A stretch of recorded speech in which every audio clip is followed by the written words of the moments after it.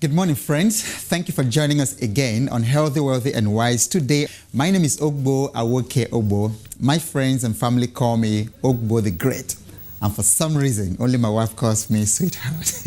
I'm wondering if it's because she was the only one I managed to take to the altar.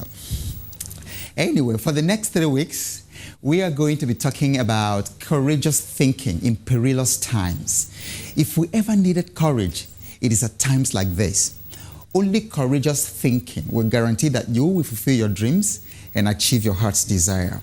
Only courageous thinking will save you and your family. And only courageous thinking will save Nigeria from the valley of the shadow of death.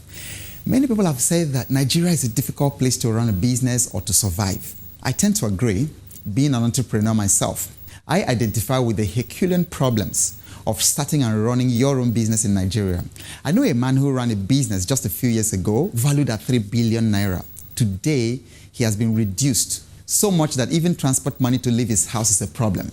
I worked for him yesterday because only a country like this one can do that to a man. For the same reason, many Nigerian businesses have fled to Ghana.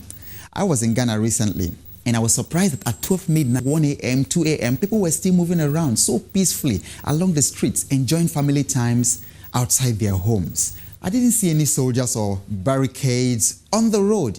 Try staying out yourself, out of your house at 1 a.m. in this country. You will remind me of the proverb of my people. Say that the odara fruit that falls beside the road is throwing an open invitation for someone to pick it. If terrorists don't throw a bomb at you, armed robbers or ritual murderers will cut off one part of your body. Also, just a few weeks ago, in one of our communities, some farmers ended their own lives after a flood destroyed their farms. They saw no hope anymore.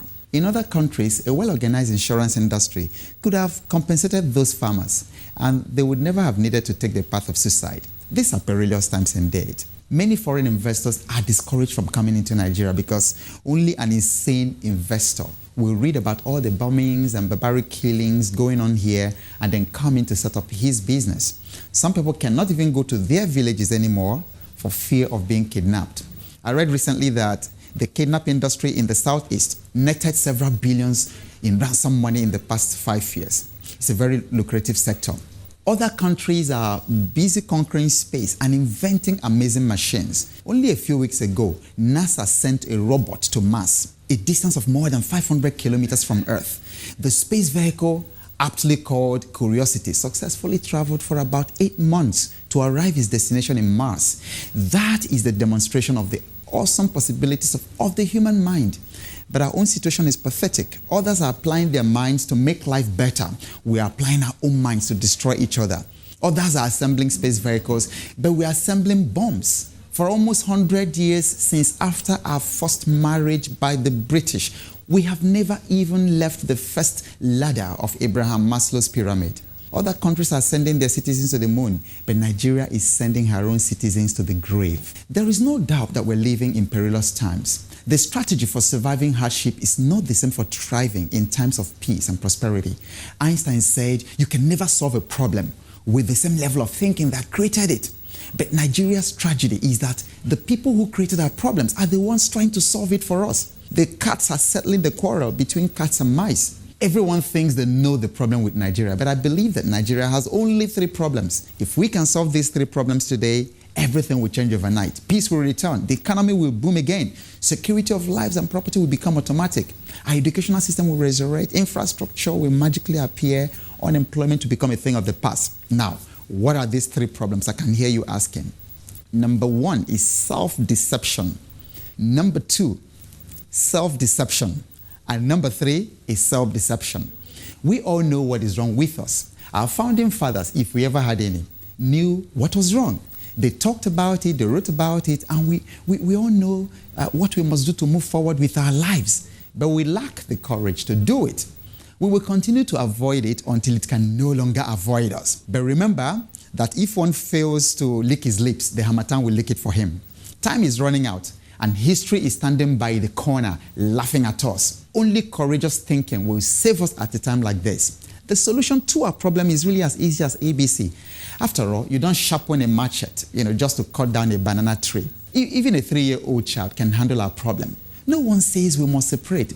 What everyone is saying is that we must sit down and discuss our collective or individual destinies. Just how difficult is that? Haven't we wasted enough innocent blood right from 1967? The disobedient fowl will finally obey in a pot of soup. Now, often I hear people say America is made up of hundreds of tribes and races and they still stay together. I marvel at such ignorance. How can you be like America when you cannot do what America did to stay together? They negotiated their existence. They have a shared vision. We don't. In our own case, one group says they want Sharia, nothing but Sharia. They are ready to go to any length to get it, because the only time you will see a quiet snake is when it has swallowed another snake. However, another group says that they are not interested in Sharia because that is not their destiny. Another group says we want our oil. Another group says they want to control their seaports and so on. Why are we stopping one another from going forward with our destinies? After all, the vulture and the kite should not really scramble for food.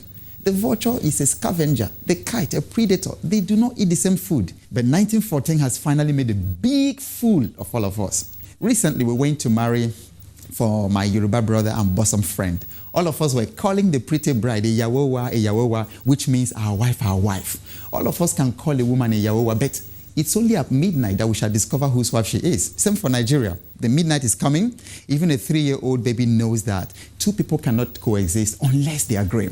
But we keep on trying to mix iron and clay and oil and water. But remember, the Zulus of South Africa say that you cannot fight evil with sweet medicine. History is watching. Well, in spite of all this, everyone wants to be successful, wealthy, and happy. No normal person wants to die before achieving his or her dream. Everyone wants to live happily and peacefully with their loved ones. Now, from now till the next 2 weeks, we are going to be looking at how do we develop courage to go through this time. Some people say, Mr. Ogbo, some of the young people say, Mr. Ogbo, tell us the truth. Is there hope for us in this country? Can we fulfill our destiny? It is difficult, but it's quite possible. It is very, very possible. And then we're going to be looking at how we're going to develop the courage to go through this time. This is all we can take today. Until same time next week, my name is Ogbo Awoke Ogbo. Whatever happens, remain healthy, wealthy, and wise.